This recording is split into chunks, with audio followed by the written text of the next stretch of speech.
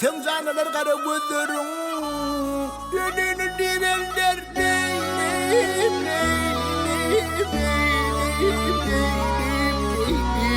Ay senin sözlerine Ha gel senin sözlerin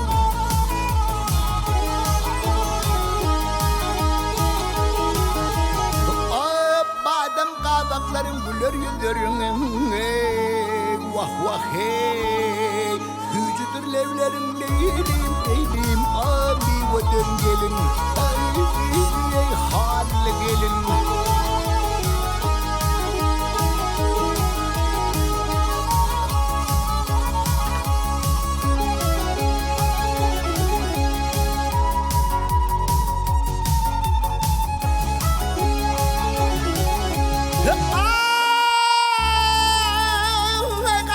Sermededim yutman Köngülüm takat vermedi Basma yetmene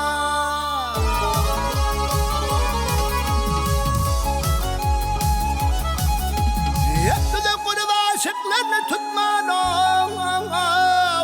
Ülpün bastın ayağa Toreden geline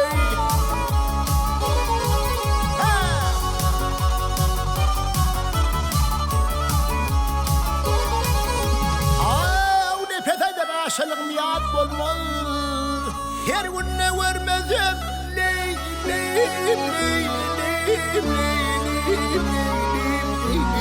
Ay boğulum şad olmalı Ha gel boğulum şad olmalı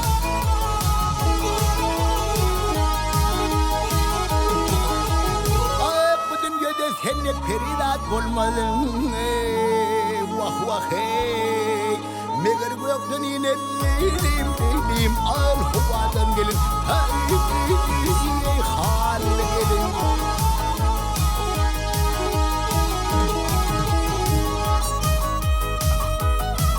Al huvadan gelin